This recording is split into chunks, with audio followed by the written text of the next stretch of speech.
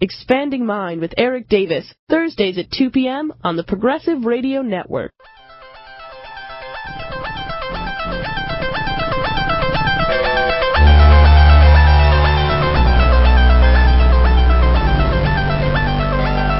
Welcome to another edition of Expanding Mind. I'm your host, Erik Davis, and we're going to march forward in our continual quest to explore the cultures of consciousness. One of the more interesting cultures of consciousness that I had the opportunity to investigate and explore in my career as a music journalist, which was pretty dominant in the early to mid-90s of my life, was the expanding world of rave music. I was lucky enough to be in New York, where we got some of the first transcontinental explosions of the UK rave movement in the early 1990s, especially a club called NASA. And I got very into electronic music, less as a raver and dancer and more as a head listening to music at home, but I was bewitched by these alien but also warm and bubbly sounds, and I got a gig in 1993 writing about a big techno tour they put together with Moby was the most famous character, but also the great Orbital and the absolutely genius Aphex Twin, and they were touring across America in a typical rock tour format with the rock promoter and the bus and the whole ridiculous thing. Although Moby wasn't on the bus, he insisted on flying. And one day I was talking to the Orbital boys, who were very friendly gents, and just talking about music and rave and such. And they told me about this scene in Goa, in India, on the west coast of India, where there was apparently some very heavy-duty psychedelic electronic dance music scene. And at that time I was like, whoa, that sounds deeply weird. I must check that out. And a year or so later I got flown out there on Condé Nast's dime to write about this scene, which at that point was transforming from an extremely underground scene, very local, of people coming there and throwing very heavy electronic dance music parties, kind of disconnected from other things, although obviously part of what was building to be a global rave phenomenon, but still very esoteric. And it was just about the point where the kind of music that people were making there, particularly psychedelicized form of dance music, was just starting to kind of leak out and really begin to influence the world. And it's really that music which, influenced by and combined with other scenes and other genres. But in many ways, the music that came out of Goa at that point flowered into today's global Psytrance movement, which to my mind is one of the most interesting global scenes of music and culture that we have now, something that's not really talked about by many people outside of the scene, and yet its extent and dynamics and intensity, especially from the perspective of culture of consciousness, is really quite extraordinary and really worth paying attention to, even if you don't necessarily groove with all the tunes. And luckily today we're going to be talking to Graham St. John, who to my mind is the most indefatigable and rigorous scholar of this material that I know. He's been very active in publishing and organizing books and other writers, including one piece that I did for him for an earlier volume. And he's just come out with his book, Technomad, Global Raving Countercultures. But before we bring Graham on, I'd like to introduce, of course, our resident esoteric librarian, Maja Daou. Maja, I got a question for you. Yeah. We don't want to talk all about drugs today, but it's certainly the case that the rave movement and the explosion of rave is correlated, let's say, with the discovery and the enthusiasm around MDMA. And I know in your esoteric library you have some interesting facts here about that. What interests you about MDMA? Well, I love how it's kind of connotated with the rave culture as this new drug, right? Like it has this new, fresh feeling, and that was part of like the whole rave culture, was that this was something brand new, and techno music was something that had never been done before. But it's totally like ancient shamanic practice of ritual dance and everything. And the drug that they use, MDMA, actually comes from this very old witchy-poo shamanic plant called sassafras. One of the main precursors for MDMA comes directly from the sassafras root, which at one point was the second largest export in America next to tobacco. We used it in almost everything. It was primarily used in root beer until the FDA made it illegal, I think partly because of, they found out that it could be used as a drug. But then they also said it was carcinogenic, which is such a joke because now in root beer, of course, there's no real roots. It's all chemicals and high fructose corn syrup. It's a little ridiculous.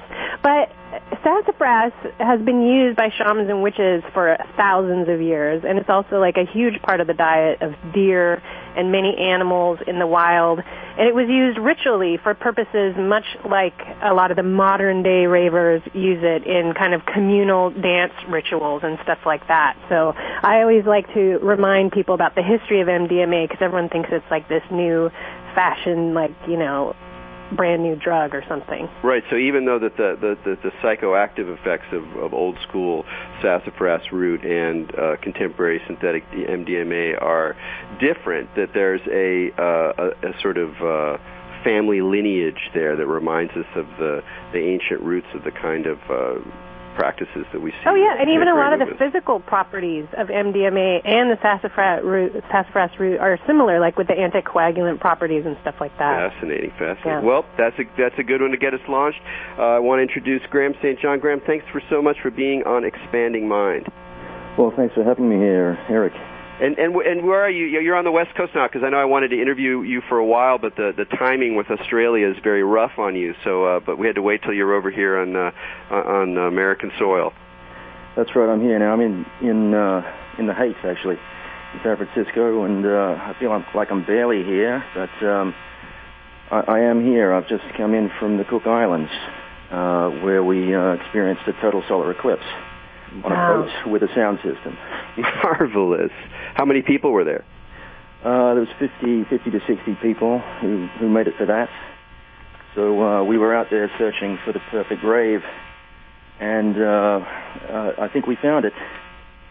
Yeah, total solar eclipse events have become, I think, one of the most significant event types in the world of Psytrance.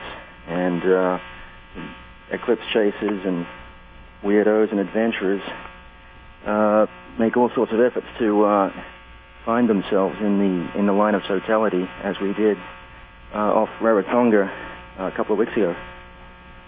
How to describe the scene a little bit? I mean, I've never witnessed it myself. I've had friends who were both eclipse chasers and Psytrance fans who have wanted to check those things out, but I haven't heard a report about the combination of the two. I mean, did the music stop? Did it peak in intensity? What was it like when the actual event happened? Well, this is my third total solar eclipse, and probably the most unusual because it was unlike the two previous events where there were major festivals with thousands of people. This was a fairly small gathering coming out of Melbourne, mostly Melbourneites from Australia, and it's called Black Pearl Eclipse. The Black Pearl was mirrored in the sky about 8 a.m. on July 11, out in the middle of the sea, so 360 degrees of ocean, and it's a remarkable experience for anyone who's experienced it before. It becomes sort of a compelling experience to reproduce it. And my friend John Paris Mackenzie, he got together a crew of people, and we sailed out to intercept with that experience. And I mean, it is probably one of the most remarkable cosmic experiences around, I guess, cosmic liminality, because this is the moment when the sun perfectly aligns with the moon, and creates this umbra, this shadow, this line of totality that totality freaks are compelled to experience. So we had a sound system. We had DJs, mostly progressive psychedelic, but also electro. The music did stop before the eclipse itself, which I guess if there's one word to describe it, it's a sense of transfigurement. It's a sense of divine equilibrium. I mean, even though the music itself had stopped, and the engines of the ship had stopped, and people's stomachs that were previously churning had stopped, because we were sailing overnight through reasonably rough seas. It wasn't that rough, but a lot of us landlubbers were experiencing seasickness. There was this kind of liminal state where people's personal maladies and their seasickness had subsided, and there was almost this like divine music that was coming from the heavens or from the horizon, because this was just after 8 a.m., so the ship was pointing directly at the total solar eclipse. So it was unlike any other eclipse experience I've experienced. Only 50 people instead of thousands of screaming Psytrance fans. A remarkable experience.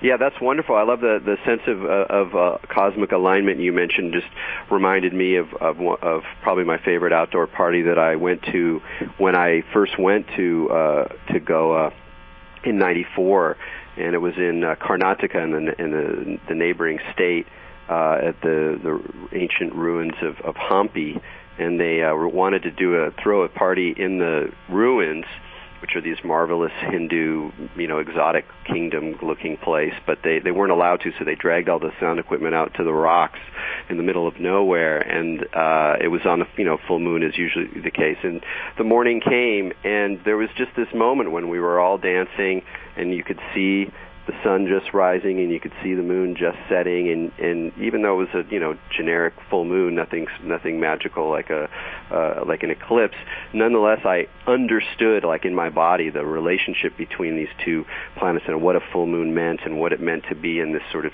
system in a way that I never had before. And there was something about the dancing and the collective situation. So what I wanted to ask you, though, is that of course eclipses have been remarked for tens of thousands of years, and in some cultures they were seen as sort of disastrous, and in some they were signs of any number of different kinds of cosmic and sacred energies. Why do you think that these days it is Psytrance? It is in that scene that you're going to find a kind of culture, a musical culture, a vibrant tribal culture that is sort of hooked into that kind of cosmic event. What is it about Psytrance that, maybe even explain to people a little bit about what's particular about that scene or those scenes that overlap with the kind of dance? That's a very good question, Eric. These, just on the total solar eclipse, these events as, I guess, extreme recreational experiences, that is, making transit to the line of totality from points across the world to observe and to more importantly celebrate that experience seems to have its roots in the early 70s when a group of educators called the Hedis Sigler Group, after failing to mount a rock festival just after Woodstock. This was in the early 70s at the town of Eclipse in Virginia, which was named after an eclipse there in 1900. Failed to hold that rock festival because I think the townsfolk there had decided that they didn't want to have a freak out staged in their backyard. Went on to organize these eclipse cruises, where they would sail cruise ships into the line of totality from the early 70s and continuing up until the present. They were the first people who were doing that, but it really wasn't until the mid-90s when with the advent of the internet and post-rave that psychedelic music had, or psychedelic promoters in the Psytrance scene had started to promote these events. So I think it was like, excuse me for a sec.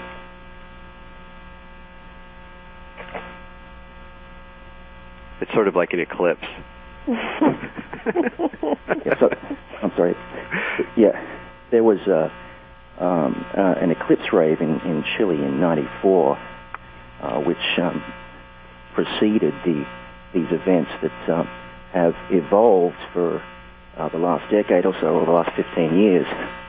So, but the question of why psychedelic trance has been significant for this is a very interesting question. And I guess one of the reasons is that Psytrance has, excuse me. I think he got sucked into the black hole. Maybe. Do you like Psytrance, Maja? You know what? I'm a total non-raver. Which is really funny. But I love the idea of the culture. And actually, one of the things I was thinking about with all this eclipse stuff, it's fascinating to me that with the Psytrance, it's part of that, because an eclipse is literally a cosmic example of alchemy. It's the conjunction of the opposites. And in all the alchemical material they talk about, the joining of the sun and moon is the goal of the alchemical procedure. Like Right. goal of alchemy is the joining of the sun and moon. And that's what happens in an eclipse. It's like a cosmic example of the goal of alchemy. And so just like when you can get a bunch of people together and experience that alchemical goal, it is like really deep and gnarly and spiritual if you are like in that trance state to be underneath it and witness the goal of the alchemical procedure. I mean, that's really heavy. Yeah, as I said, I still haven't experienced it. I really mean to. I was going to try to do it this summer, but haven't. Do we have you back, Graham? Yeah, you do have me back. All right. I must apologize. I'm still suffering from jet lag post that alchemical experience. And you were quite right. The sense of divine equilibrium that transpires during that cosmic snapshot that lasts any time between a minute and sometimes I think up to over 4 minutes is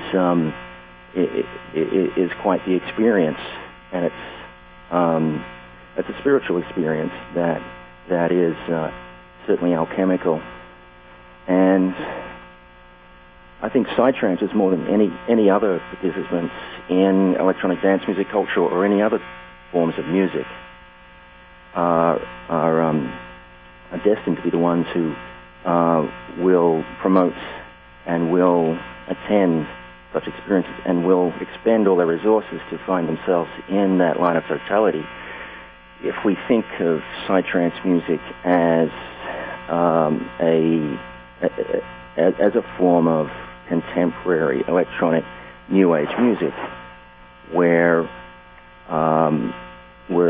participants are seeking experience and are seeking consciousness and are seeking to evolve their consciousness and are seeking to experience forms of self-realization within those modes. So it's people who are also attracted to yoga and other forms of improving their personal well-being. Yeah, it seems like that Psytrance was able to absorb a lot of the traditions and practices and images and aspirations that were in the more kind of spiritual side of the hippie counterculture, and have brought them to this real intensity and a real sustained kind of intensity. I mean, it's one of the remarkable things about it is it's really been, quite some, a solid 15 years plus of, and going back into smaller scenes before that, but even on a relatively accessible stage, and now it's quite dominant. I mean, that's one of the things that seems interesting to me about it, is it seems like to be a particularly global scene, not just that everyone around the world, there's some people who are into it and that they have parties in Brazil and Japan and United States and South America and Israel and India and Thailand and all that stuff, because in some ways we're all globalized now. There's scenes, there's heavy metals everywhere, et cetera, but there's something specifically global about its outlook and its kind of awareness of itself as a global phenomenon that really strikes me. So one of the questions I have for you, because I know you've done so much research, you've got one of these wonderful participant observer jobs, you've done so much research. How much variation do you sense across the globe in terms of different kinds of events? At what point do they actually go, it's a Psytrance festival, or are there really, really strong and striking regional differences between events in Australia or the UK or South America or Japan? Well, I think there's, to begin with, a strong sense of similarity and familiarity between events across the planet, which is, and these events are certainly global.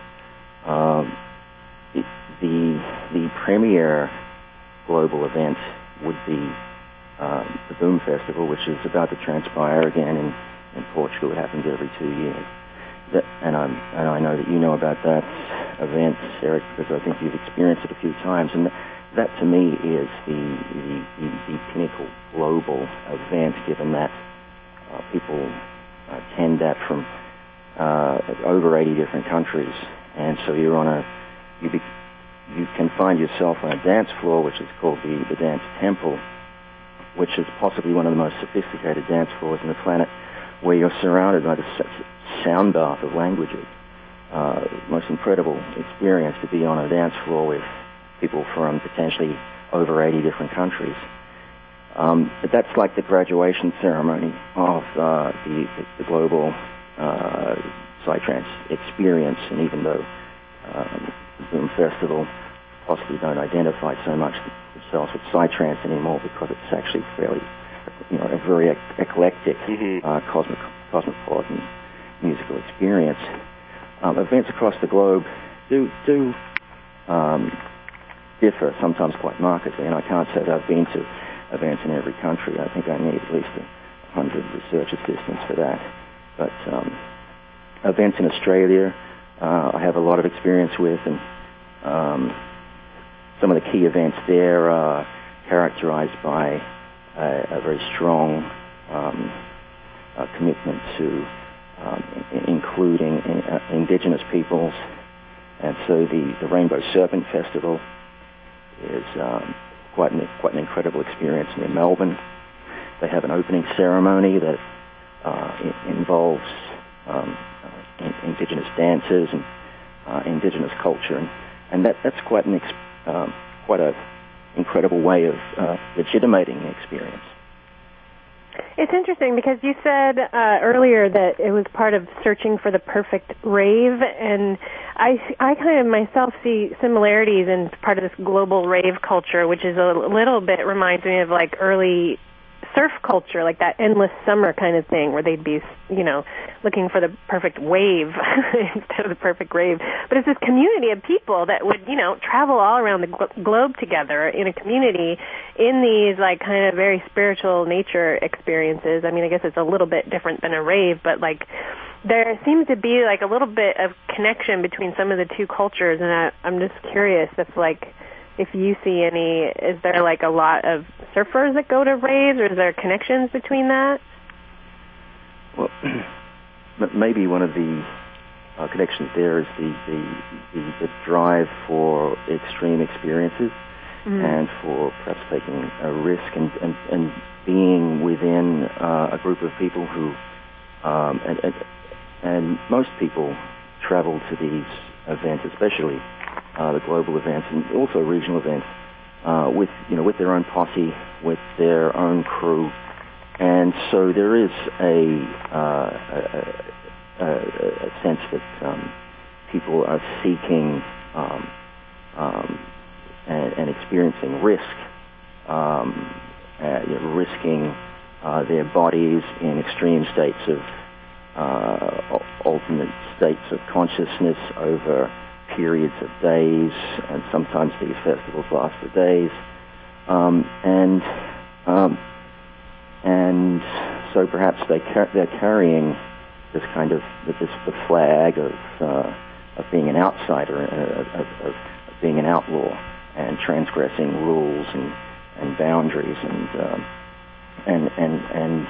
this theme of transgression, I guess, is something that perhaps carries through from some of these other experiences, like surfing, just surfing the edge and desiring to be on the edge. And just tell me a little bit more about the unusual. I mean, I've heard about Rainbow Serpent. It sounded like one of the more remarkable gatherings on the planet. Could you just say a little bit more about what makes it unusual or special for you? Well, for me, it's that event is my hometown event. So I've been there at least, or well over 10 times. It happens in early. Or late January, in the middle of the summer in Australia. It's, I think it's a remarkable example of Australian freak carnivalesque. It's really not replicated anywhere else other than some other parts of Australia. But one of the key things about it, as I was mentioning before, is that it has an opening ceremony, which for a population of young to middle-aged Australians who are downstream from settlements, living in a post-settler culture, and very much attuned to the history of dispossession experienced by indigenous populations, are very much receptive to an environment where invited indigenous people, local custodians, are producing a opening ceremony that effectively, symbolically enables the participants in that experience to become at least temporarily legitimate occupants of that space, of that area, of that land, which they will stomp for the next few days, because of course that opening ceremony happens on the main floor. So, in a sense, it's a microcosm of what's happening elsewhere in Australia, where populations downstream from settlement are seeking ways in which they can occupy and live and dwell on a continent with a history of dispossession and maladaptation to ecology. Yeah, it seems a wonderful example of one of the things I love about festivals is that because they're temporary, they can enact more visionary solutions to larger social problems, ecological problems, and that even though it's done in a way that sort of technically doesn't last, it's not like a fully sustained restructuring of society, it can create a space that allows the experience of a more of an integration that to some degree heals these extraordinary wounds and gestures towards a kind of balance that is otherwise really difficult for people's lives. So I'm really looking forward to asking more questions about the dynamics of these festivals. So we'll be right back on Expanding Mind. I'm Erik Davis. We're talking with Graham St. John, and we'll be back shortly after these messages.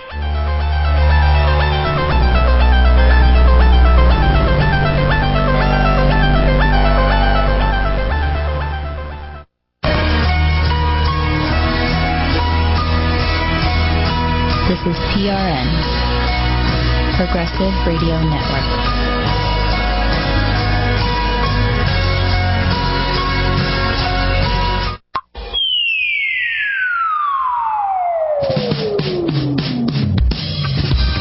Hi, this is Dr. Mayer Einstein. Listen to me every Monday evening at 7 p.m. I'm going to explain to you how less medicine, less pharmaceuticals, less vaccines may actually make you healthier. I will be live. It'll be a call-in every Monday night at 7 p.m. Please come and join me. So join in on the conversation at 888-874-4888 every Monday at 7 with Dr. Eisenstein.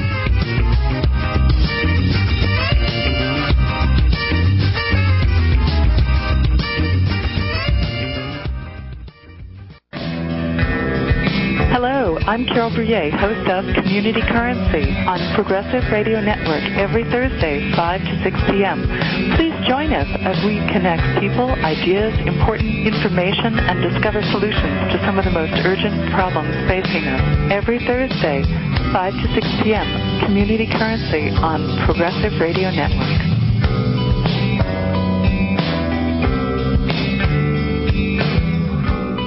This is an emergency. No, it isn't. It's an urgency. I'm Danny Schechter, your news dissector on ProgressiveRadioNetwork.com with a new show called News Dissector. It's built on the blog that I do every day from MediaChannel.org, dissecting news, analyzing what's happening in the world, offering very cool music and great guests. Thursdays, 10 a.m. Eastern Standard Time. Be there for E-Square.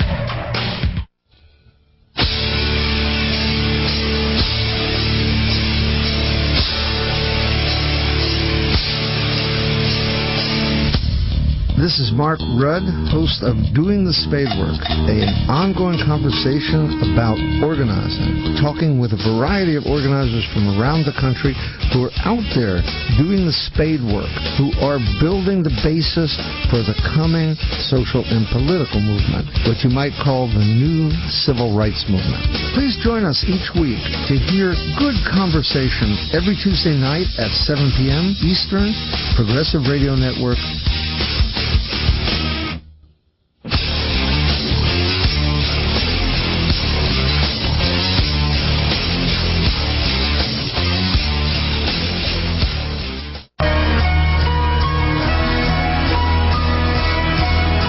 This is PRN, Progressive Radio Network.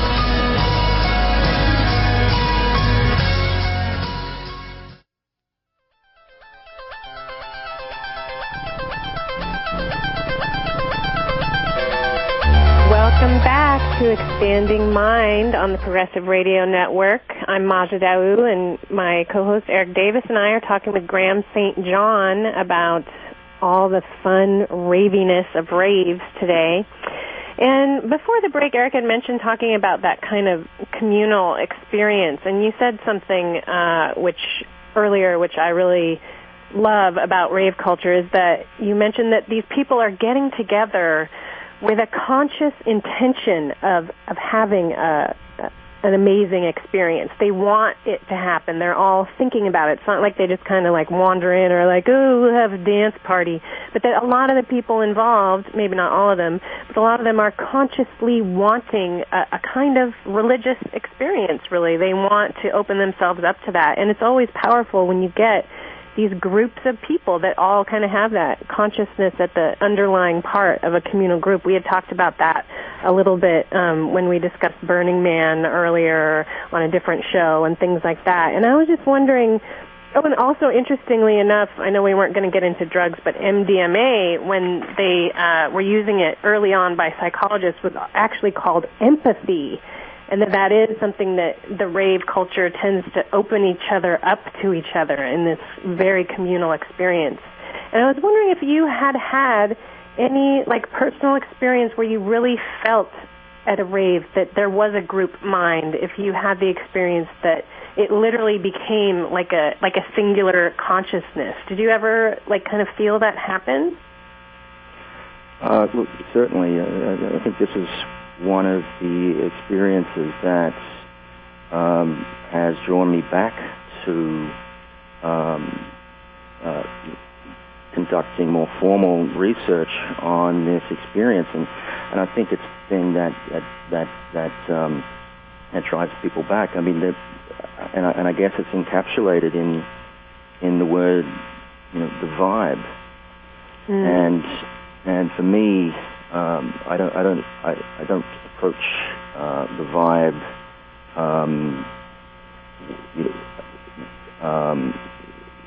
I mean, I think the vibe should be taken quite seriously. In fact, my book Technomad is in large part an exercise in attempting to undertake a kind of archaeological investigation of the vibe, or an anthropological investigation as well. And so that looks at the history of this social aesthetic that has evolved, especially within electronic dance music, that participants wish to, and promoters wish to optimize and re-optimize, and such that it has evolved from disco, or proto-disco in the late 60s and into the 70s, to global Psytrance festivals such as the Boom Festival. But for me, the experience of the vibe is quite complex, because we're talking about a multiple range of social aesthetics, from transgressive experiences, that is the almost Dionysian moments of dissolution of the self in the context of others, that is totally removed from the rules and regulations of everyday life, right through to progressive vibes, so events that are held for certain purposes other than that which is experienced in the present. So where dance parties and trance events are held for progressive means, whether it's ecological or humanitarian purposes and so on. And so on a spectrum of vibes, if you like, we have social aesthetics that are more spiritual in intent, such as a desire to be removed from, or to experience freedoms from that which is experienced to be oppressive in one's daily lives.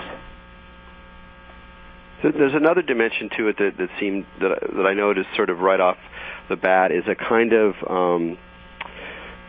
playing with an apocalyptic dimension. I mean, there's always been an apocalypse dimension to psychedelic culture, which means at once a sense of all of history coming to some revelatory moment, as well as a sense that our modern industrial civilization is approaching some kind of breakdown, or even just a sense of transcendence of normal history, that there's something special about the time, or the revolution is about to happen. And this is a big trope you find in reading about the 60s experience, and it carries through in some ways as part of the same vibe, and it's been something specific with Psytrance in my experience as well, where the producers of the music, the samples they use, the kind of rhetoric around some of it, and by apocalyptic I don't just mean like the end of the world in a like science fictional sense, but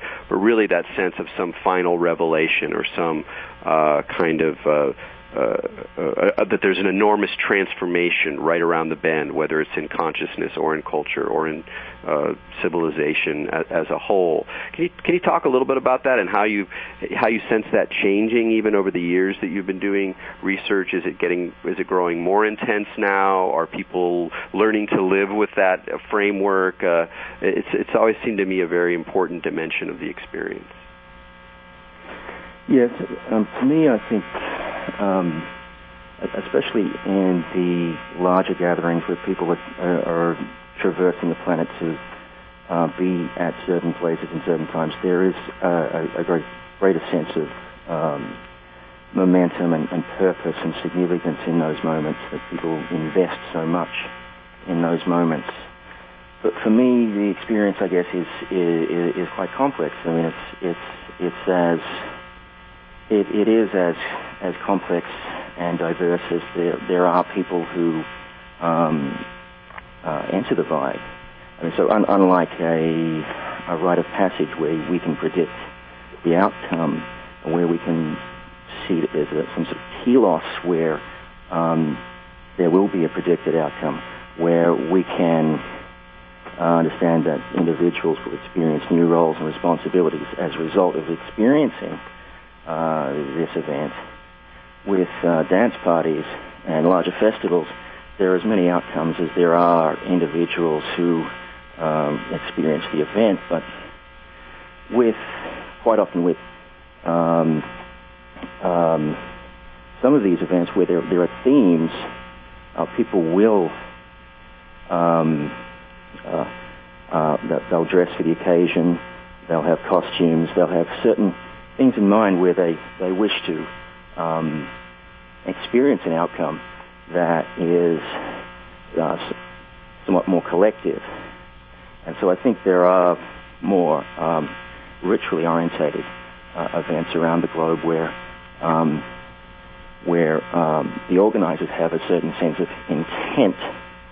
And I think, to me, there's some of the more interesting events. Rainbow Serpent has some degree a sense of intent in terms of a kind of post-colonial intent with the involvement of indigenous people. It's also interesting that Burning Man, which is, of course, not a dance festival and not a trance festival, of course, also has, even though there's no certain sense of underlying or overarching meaning for the burn itself, each year, of course, there is a theme, and many theme camps and operatives and people within this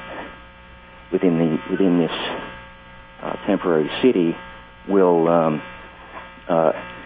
conduct themselves according to this theme. And so I think the theme is really interesting, and perhaps we can look back to the ritual festival of Eleusis, and I think that there is quite a few people who've made some comparisons between Burning Man and Eleusis, and some people now making such comparisons with Boom and Eleusis. And so we're talking about a mystery ritual, which also has a very sort of singular form of intent, and that's interesting. I think that's interesting to explore the comparisons between this ancient 2,000-year-old Greek ritual, which I think has had a lot of significance for the contemporary West, and some of these contemporary events that are attempting to replicate or reproduce that type of experience. Yeah, it's one of the things that's interesting in that tension that says a lot about where we are as in the West in terms of trying to integrate spirituality or larger cosmic views into what are still fairly rational and post-Enlightenment subjectivities, is this tension between religion and something unnameable or something even purely secular. Because if a large organization, a large event, a large festival had a very explicit and specific kind of spiritual agenda, i.e., if their intention was so specific, then it would look like a cult. And it would feel like a cult, and people who were into it would get really into that identification, and the people who were not were like, "Oh my God, this is too creepy."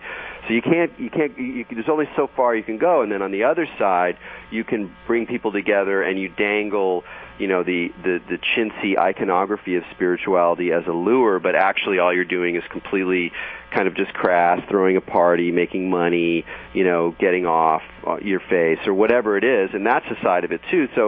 So it seems to me that these festivals, they have to find, or they're seeking this kind of sweet spot where there's enough attentionality and enough focus that something transformative can actually happen, at least for some of the people who are going. And yet, if it can't go too far, because then it gets kind of culty and weird, unless it's at a small enough scale that people can be informal and still really focused.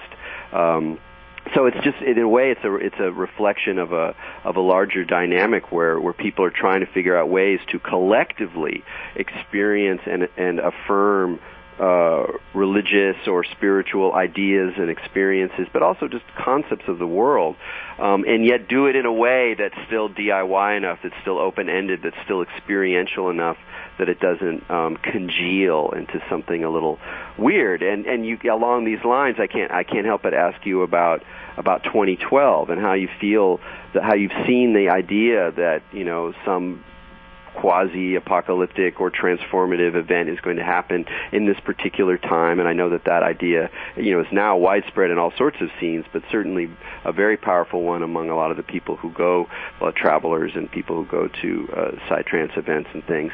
How do you, from your anthropological, archaeological perspective, look at the way a meme or an idea like 2012 organizes people's desires or their speculations or their experience? Well, I think it's one among many of memes that have become prominent, and I guess increasingly prominent over the last 10 years, and I guess that's sort of grown with Psytrance, and certainly at Psytrance events around the world. I've seen the Planetary Art Network, who are associated with the Dreamspell calendar, the Movement for Change, promote their ideas at various festivals, and the certain glyphs and symbolisms associated with that calendar have become quite prominent, and Mayan symbolism and architecture has grown in prominence, and to me, this is quite a fascinating thing. But I guess that there's so much differential investment in 2012 that we see people investing different forms and modes of significance in the date of the 21st of December 2012, and but it's very much a progressive rather than a apocalyptic investment. So it fits right into post-60s new spiritual developments, whereby that particular date is associated with the evolution of consciousness and the bringing about of a better world. And so there's ecological and humanitarian investment in this date that I think is significant. And so, to me, it really does fit into that evolutionary scheme of the evolution of consciousness. And very, very rarely do I encounter anyone in the Psytrance and related visionary arts culture scenes that regard this as a particular sort of apocalyptic moment in the sense that we're about to see massive devastation. It's more like it fits into the scheme of personal apocalypse, or the radical transformation itself that's associated with the evolution of consciousness. Do you sense that there's a kind of literalism in it, that because you're a historian and you can see the way that these ideas have come and gone, does it trouble you at all, or do you actually see it as just a kind of collective metaphor that allows certain possibilities to occur, and that the precise obsession about a particular date is not as important as the energies that it allows? Well, I'm certainly interested in seeing it unfold. It will be a great excuse for a party. There's no doubt about that. Well, where are you going to be? It's likely that I'll be in Australia. I've been involved with a group called Earth Dream, and Earth Dream, which was co-founded by one of the founders of the Mutoid Waste Company, who have recycled industrial hard waste across the world, but starting in the UK. As context for parties, Robert Mutoid, who's one of the co-founders of this, moved to Australia in the early 90s and had this vision for a series of events beginning in 2000, and I was part of that journey through Central Australia, right up to spiraling right up the guts of the continent to Darwin, and also taking in East Timor. A series of events and parties where we collaborated with Aboriginal peoples to hold these techno-corroborees. And since then, Robert Mutoid has inaugurated a space called Mutonia in northern South Australia, where he's built a plane henge, one of a series of henges that started with Carhenge in Glastonbury in the mid-80s, and since then has held several parties throughout the decade, and the key party will be a gathering on December the 21st, 2012, somewhere in Central Australia, we're told. I'm not quite sure where. It's going to be quite hot, but why not be there and see what happens? What do you think will be like the implications of like all these raves all over at 2012? Do you think that'll actually help like spur the consciousness revolution? Like, are you a believer that in kind of that 100th monkey theory, that if we can get enough people going on in this trance state, like with that in their intention, do you think that'll help push everybody else like over the edge? Well, I have an investment in that idea. I believe that it certainly can help, that if thousands of people are intent on manifesting change in the world, and as subsequent to these events, which are in real time and also connected across the world, are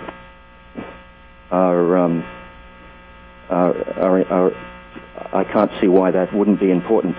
And I know that people associated with the Earth Dance organization, who've been doing this for years, that is holding events that are synchronized across the planet, do believe that they are manifesting some significant change in the world that is associated with, I guess, transcendental meditation initially. So I think that's interesting. Yeah, it does seem that one of the things that's important about this music and to tune into it, even for people who don't go to festivals, is to listen to some Psytrance really loud for at least a couple hours at a go, because it has a cumulative effect that's really particularly remarkable. It's just the way that the idea of synchrony, the idea of the beat as a kind of organization of global energies and global aspirations and global vision is really articulated to my mind better than anywhere else. I mean, whether it's a crazy post-hippie New Age fantasy, or it's some part of a genuine technologically enhanced but also very tribal kind of consciousness. It's definitely a happening thing and has only been growing, and yet it remains, as the subtitle of your book has it, a counterculture. It's in some ways it's kind of off the radar of people outside the scene, also people who are into other kinds of electronic music or dance music or pop music or rock music. It's kind of in its own world, which in a way is one of the powerful things about it, because it's not just like everything else. Well, yes, indeed, and I think that the word tribal has become quite prominent within Psytrance. Is one of those tropes that has flourished, and it's this desire, I guess, for that. I mean, one of the key things that interests me is that participants in screen age cultures that are experiencing forms of isolation from other people and kind of depersonalization in their everyday life, desire to be with others, and they desire to be with others in contexts where they're outside of themselves. And when they're outside of themselves, then boundaries between themselves and others are dissolved, and so there's a sense of synchronicity that over millennia, centuries, but certainly more concentrated in recent times, I believe, certainly since the 60s, have sought to re-optimize and have been very desirable. So what we're experiencing is a sort of flourishing of the Dionysia in modern times, and part of that, of course, is the experience for altered states of mind and embodiment. And without a doubt, these are some of the more collective states of altered mind and embodiment that we've seen. And it's not just countercultural, of course. It's right in the mainstream. I mean, I think clubbing is probably one of the more prominent leisure pursuits across the world, and we see massive clubs and environments in cosmopolitans and other places around the world where the interior design of these spaces is designed to enhance altered states of consciousness, even for people who may not have experienced mind alterance. So these spaces become assemblages whereby all the resources and technologies and multimedia is designed to optimize alternate states of experience. And I think that this is it's certainly from an anthropological perspective of great significance. Very much so, and I'm glad you are noting the sort of the many ways in which that kind of logic is playing itself out today. It's definitely not just located inside of the scene, but it's more that it seems that there's a particular intensity, a particular intentionality within this space, an embrace of the full range of the collective possibilities of altered states, and and their sort of design that through music and through lights and through the organization of festivals that really makes this an incredibly fascinating subculture. And just to remind folks that Graham St. John is the author of the new book Technomad, Global Raving Countercultures, and he also has a piece out in the new Dance Cult Journal, which is available online at djdancecult.net. Is there any other URLs you want to throw at people, Graham? I guess you could check out www.edcentral.net, which is my main website. So all of my stuff, projects, publications can be found there. Wonderful.